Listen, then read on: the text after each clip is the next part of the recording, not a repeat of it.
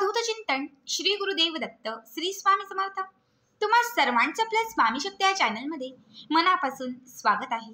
स्वामी तुम्हा सर्वांच्या सर्व चांगल्या इच्छा पूर्ण करो एवढीच स्वामींच्या चरणी प्रार्थना करते आणि आपल्या आजच्या या नवीन आणि सुंदर व्हिडिओला पुन्हा एकदा नव्याने सुरुवात करते।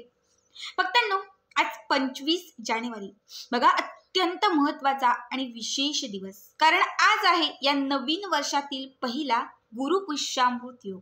बघा, आज गुरुवार आहे आणि आजच्याच दिवशी पुष्य नक्षत्र येत आहे। ज्याही गुरुवारी पुष्य नक्षत्र असतं तर त्या दिवशी आपण गुरु पुष्यामृत योग जो आहे तो साजरा करतो। हा अत्यंत शुभ आणि सर्वात महत्त्वाचा योग मानला जातो। विशेष करून कुठलीही नवीन वस्तू खरेदी करण्यासाठी किंवा शुभ कामांची सुरुवात करण्यासाठी हा दिवस जो आहे तो विशेष महत्त्वाचा मानला जातो। आज गुरु पुष्यामृत योग आहे आणि योगायोगाने आज पौष महिन्यातील पहिली पौर्णिमा, जिला आपण शाकंभरी पौर्णिमा असं म्हणतो, तर पौर्णिमा जी आहे ती देखील आजच सुरू होत आहे। म्हणजे पौर्णिमा आणि त्यासोबत गुरु पुष्यामृत योग दोनही शुभ योग एकाच दिवशी आल्याने आजचा जो दिवस आहे तो अत्यंत दुर्मिळ आणि महत्त्वाचा आहे। बघा, खरं तर आजच्या दिवशी करावायचे बरेचसे उपाय आणि बऱ्याचशा सेवा ह्या मागच्या काही व्हिडिओमध्ये मी तुम्हाला सांगितलेल्या आहेत। मात्र आत्ताच्या या व्हिडिओमध्ये मी तुम्हाला आज असणाऱ्या या पौर्णिमेचा गुरु पुष्यामृत योगाचा एक विशेष उपाय सांगणार आहे। खरं तर या दिवशी आपण माता लक्ष्मीची, भगवान श्री विष्णूंची, तुळशी मातेची, अन्नपूर्णा मातेची विशेष सेवा करत असतो। कारण हा जो दिवस आहे तो माता लक्ष्मीला प्रसन्न करण्यासाठी, माता लक्ष्मीची कृपा प्राप्त करून घेण्यासाठी आणि घरामध्ये असलेली जी प्राप्त लक्ष्मी आहे तिला स्थिर करण्यासाठी हा दिवस विशेष महत्त्वाचा मानला जातो। बघा, त्यासोबत अजून एक गोष्ट आपल्याला करायची आहे, ती म्हणजे आजच्या दिवशी आपल्याला आपल्या घराचा जो मेन दरवाजा आहे त्या मेन दरवाजावरती आपल्याला एक उपाय करायचा आहे। मेन दरवाजावरती जो उंबरठा आपला असो, या उंबरठ्याचं पूजन करायचं आहे। बघा, आपल्या घराची लक्ष्मी जिला आपण समजतो तो म्हणजे आपल्या घराचा मेन दरवाजा। इथूनच खरं तर आपल्या घरामध्ये अवलक्ष्मी येते आणि इथूनच आपल्या घरामध्ये लक्ष्मी येते। जर तुम्ही नेहमीच मेन दरवाजावरती, मेन उंबरठ्यावरती नेहमीच तुम्ही पूजापाठ केले, मंत्र स्तोत्र म्हटले, मेन दरवाजा नेहमी साफसूफ ठेवला तर नक्कीच आपल्या घरामध्ये लक्ष्मीची प्राप्ती होते। पण जर तुम्ही कुठलेच उपाय कधीच केले नाही, कुठल्या प्रकारचे तुम्ही पूजापाठ केले नाही, तर तुमच्या घरामध्ये याच मेन दरवाजावरून फक्त अवलक्ष्मी घरात प्रवेश करते। हे आपल्या हातात असतं की घरामध्ये अवलक्ष्मीला आणायचं की लक्ष्मीला आणायचं। आणि हे प्रत्येक व्हिडिओ मी तुम्हाला सांगत असते, जरी दररोज आपल्याला नाही जमल्या काही गोष्टी की ताई आम्हाला दररोज उंबरठ्याचं पूजन करता नाही येत, आम्हाला एवढा वेळ नसतो, पण जेव्हा विशेष दिवस, विशेष मिती, विशेष तिथी असते त्या दिवशी तरी आपल्याला या मेन दरवाजावरती काही उपाय आणि सेवा करायच्याच असतात। बघा, आज वर्षातील पहिला गुरु पुष्यामृत योग आहे, त्यामुळे आजच्या दिवशी आवर्जून आपल्याला आपल्या घराच्या मेन दरवाजाला या काही गोष्टी लावायच्या आहेत, ज्यातील एक जरी, आता काही गोष्टी सांगते, त्यातील एक जरी गोष्ट तुम्ही टांगली किंवा एक जरी गोष्ट तुम्ही मेन दरवाजाच्या समोर लावलीत तर तुमच्या घरामध्ये वर्षभर सुख, समृद्धी, पैसा राहील, घरामध्ये एकोपा राहील, घरातील कलह असेल, वाईट शक्ती असेल, बाधा असेल, ह्या सगळ्यांपासून तुमचं घर जे आहे ते नेहमी लांब राहील। ह्या वस्तू जोपर्यंत तुमच्या घराला आहे तोपर्यंत कुठली वाईट शक्ती, नकारात्मकता तुमच्या घराला स्पर्शही करणार नाही। घरामध्ये सदैव सुखाचं, आनंदाचं वातावरण राहील, प्रसन्नता राहील। बघा, ज्यांच्याही घरात खूपच नकारात्मकता आहे, बाधा खूपच आहे, इडापिडा खूपच आहे, घरातून अवलक्ष्मीचा नाशच होत नाही, त्या प्रत्येकाला सांगेल की आजच्या दिवशी हा उपाय आवर्जून करा। बऱ्याच गोष्टी सांगते, त्यातील एक गोष्ट लावली तरी खूप आहे, वर्षभर याचा तुम्ही लाभ घेऊ शकता। आता कुठल्या वस्तू आहेत? सगळ्यात पहिले मी तुम्हाला सांगते की आजच्या दिवशी सकाळ संध्याकाळ दोघांपैकी कुठल्याही वेळात उंबरठ्याचं पूजन करायचं आहे। उंबरठ्याला हळदीचं लेपन करायचं आहे, उंबरठ्याचं पूजन करायचं आहे, उंबरठ्याच्या समोर एक दिवा लावायचा आहे, उंबरठ्यावरती फुलं आणि अक्षदा अर्पण करायचे आहेत। ठीक आहे, अशा पद्धतीने उंबरठ्याचं पूजन करायचं आहे। मेन दरवाजा जो आहे हा स्वच्छ पुसून घ्या, पाण्याने एक ओला कपडा घेतला तरी चालेल, त्याच्याने पूर्ण दरवाजा तो साफ स्वच्छ करून घ्यायचा आहे। त्यानंतर हळद, कुंकू, चंदन, अष्टगंध एका वाटीमध्ये मिक्स करायचं, थोडंसं पाणी घालायचं आणि याने एक मेन दरवाजावरती स्वस्तिक काढायचं आहे। खरं तर दररोज घरामध्ये जर तुम्ही स्वस्तिक काढलात किंवा नेहमीच स्वस्तिक काढत गेलात, बघा तुम्ही बऱ्याच वेळा ऐकलं असेल की अनेक लोक जे ते स्वस्तिक व्रत करतात। ज्याही घरामध्ये दररोज स्वस्तिक काढलं जातं किंवा ज्याही घरामध्ये स्वस्तिक व्रत केलं जातं त्या घरात नेहमी मांगल्य असतं, कारण स्वस्तिक हे मांगल्याचं, शुभ गोष्टींचं प्रतीक मानलं जातं। प्रत्येक शुभ कार्यात आपण सगळ्यात पहिली सुरुवात ही स्वस्तिकापासून करतो। मग आज आपला गुरु पुष्यामृत योग जो आहे तो पहिलाच योग आहे या वर्षातील, त्यामुळे न चुकता आपल्याला मुख्य दरवाजावर एक स्वस्तिक काढायचं आहे।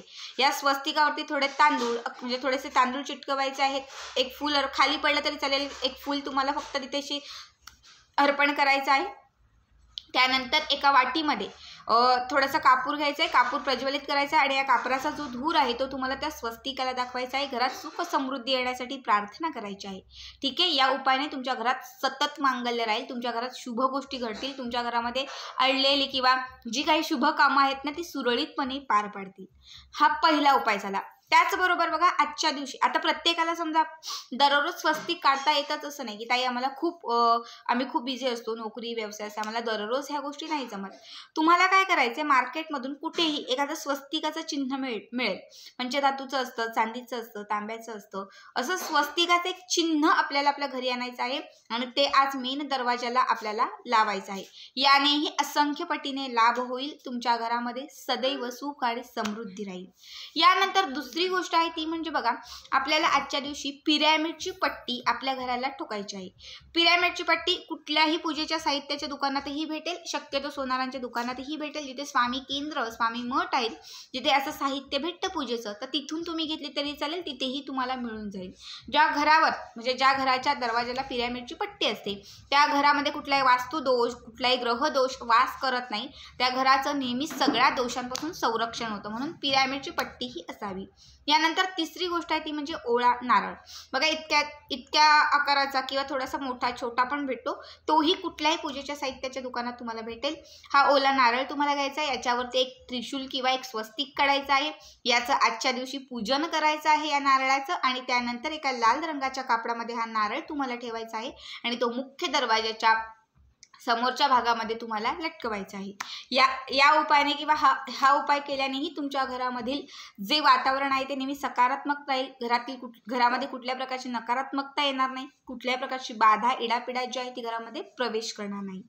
यानंतर बघा, जर तुम्हाला आजच्या कुठे कोहळा मिळाला, तोही मला वाटते पूजेचं जिथे साहित्य भेटतं तिथेही तुम्हाला सहज मिळून जाईल.